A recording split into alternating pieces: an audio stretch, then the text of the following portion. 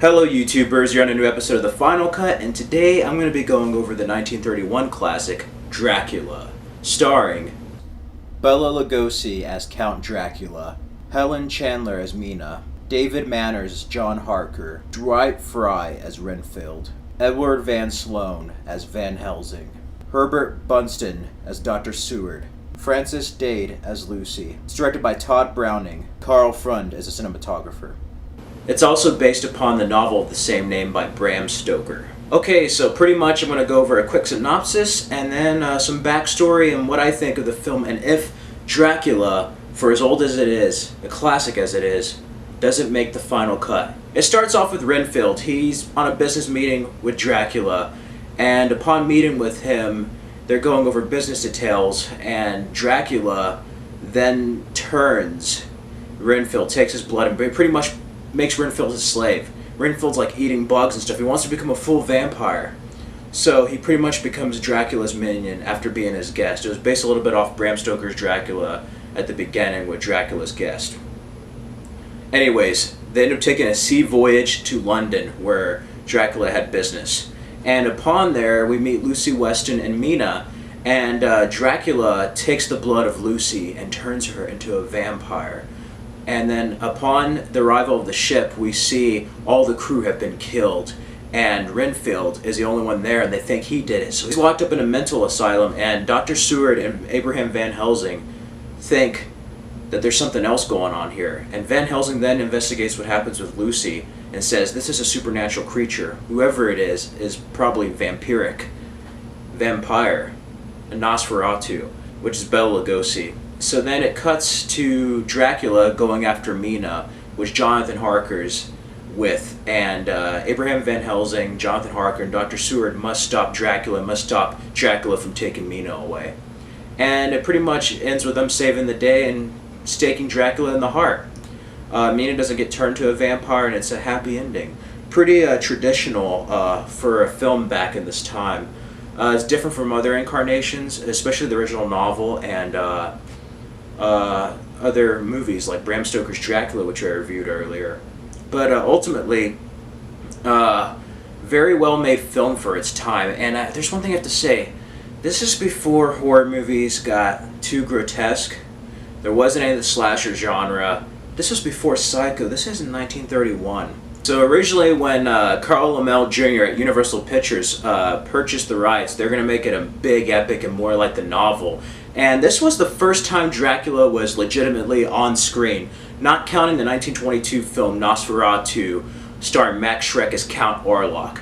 The names were basically changed in that version, and they didn't have the rights to the character, so most of the copies of the film were destroyed.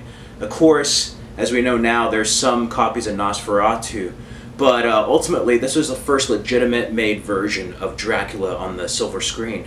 Bram Stoker's widow held the rights along with the playwright, and pretty much Universal ended up making it 15 years after they had the rights, and they're trying to get rights to make the movie.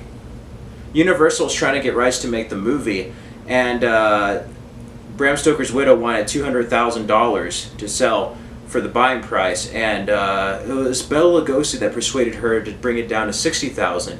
Now, Bela Lugosi, Edward Van Sloan, and the actor who plays Dr. Seward, they were all in the stage version. There's a stage version of Dracula, and that's the version they went with this. They couldn't make the big epic. The Great Depression had hit, so they had to make it small scale and low budget, and what they did is they followed the format of the play, the stage production. And Bela Lugosi heard about them making Dracula and really wanted to play the character on the silver screen that he was so well at on stage.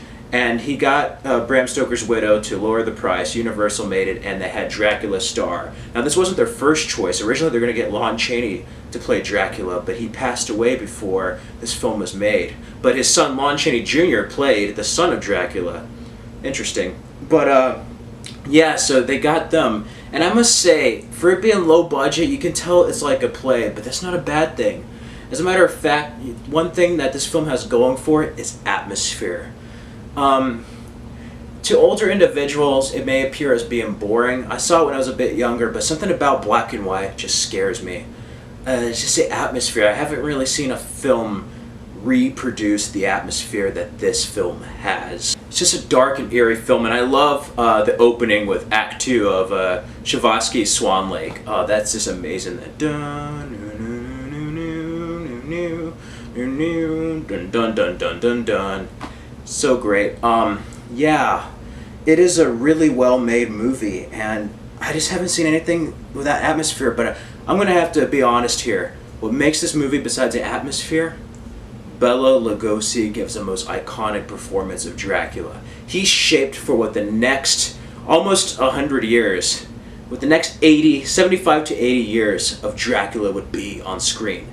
Well, Count Chocula, everything you think about vampires and Dracula in Transylvania and the voices is all because of Bela Lugosi's brilliant performance. And it's a shame that he never won an Oscar in his career. He's a very underrated actor.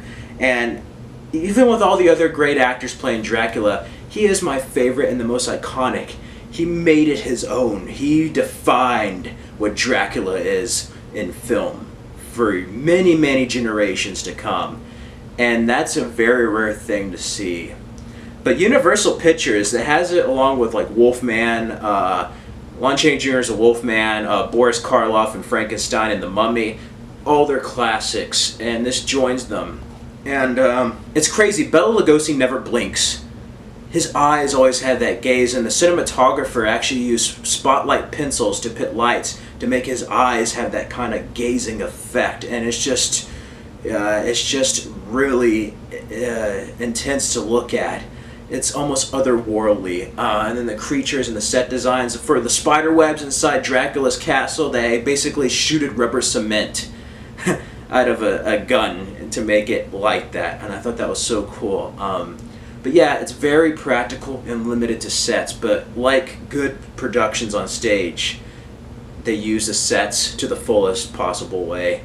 And I like it for that. There's a lot of matte paintings in the background, just fake background stage. All the staging setups are almost like the stage setups and blocking of a stage production. Very different from film. Now, film was a little bit more rigid, but back then there wasn't other crazy stuff. There is in the 1931 Spanish version, and this was shot the same time as a 1931 Spanish version. Universal figured with the use of sound and language and wanted a Spanish version, so what they did is film this one during the daytime, and then the Spanish crew would come in at night and film they use the same sets and film the same scenes. So there's another Spanish version of Dracula, which many say is actually better than this. I actually really like the Spanish version a lot. The way the camera moves and the effects are much better, but Bela Lugosi is one of a kind, and it's really hard to see anybody else in this character other than Bela Lugosi. He's so tied to this character, when he passed away, he was buried with a black cloak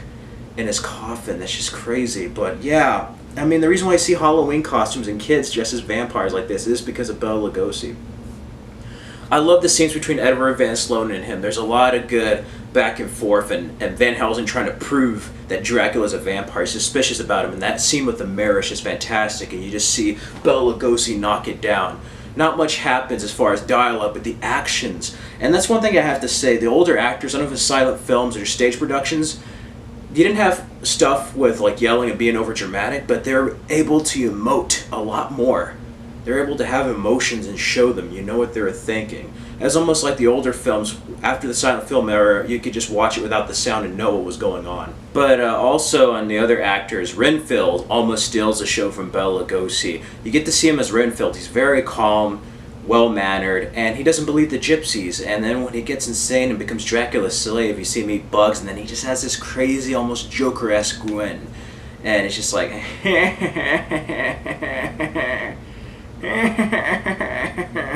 like really crazy, and it's just a brilliant performance by him to be able to go from Renfield to just being an absolute lunatic, and that in itself is kind of scarier than the vampiric creature and quality of Dracula. Besides him changing the mist and stuff, it's scary seeing a human being who is quite normal at the beginning just go to absolute madness. And I feel that he gives a really great underrated performance in this. It was almost up there with Bela Lugosi's. It is up there with Bela Lugosi's. But yeah, all around solid performances, I would say, for what you expect back then. It's very old Hollywood. It's back to the good old days, the golden age of Hollywood. And as far as a horror movie, like I said, it's very different. It's a different type of horror movie. And it may be really, really tame and just like rated G now, but something about it's just eerie, like I said earlier, and it's just kind of creepy. It just gives you kind of like the heebie-jeebies. You're just watching and you're just like, oh, this is kind of like really creepy. And I wouldn't say it would scare you or even me now, but you have to appreciate something like this in the horror genre and what it influenced for years to come later. If I had to give Dracula 1931 a score, I would give it a 5 out of 5, a 10 out of 10, and an A+. It's not an Oscar-worthy movie, but for a horror film, this is just the classics. And I may be a little biased when it comes to that, but you know, with all the effects and gore and language and sex and stuff, they're really missing something in the atmosphere and story and acting that this film had. I'm not a prude by any means, but this film, the older horror films, had an element that's missing from modern day horror films. So it most definitely makes the final cut, in my opinion. This is in the golden age of the Universal Horror collection in the 30s with all those movies, and it's just fantastic. And I would highly recommend this. There's also some sequels. In this collection, I have Dracula's Daughter, Son of Dracula, and Bela Lugosi played other roles like this, but he only reprised the role of Dracula once in Abbott and Costello Meet Frankenstein. So, yeah, but I would highly recommend watching Dracula's Daughter. It's a very extremely underrated sequel to this film and takes place right after. But, yeah. Just quick thoughts and review of Dracula 1931. I really don't know what else to say. You should go check it out if you haven't seen this film. I just wanted to review it since I reviewed Bram Stoker's Dracula and bring something different to your attention on the final cut.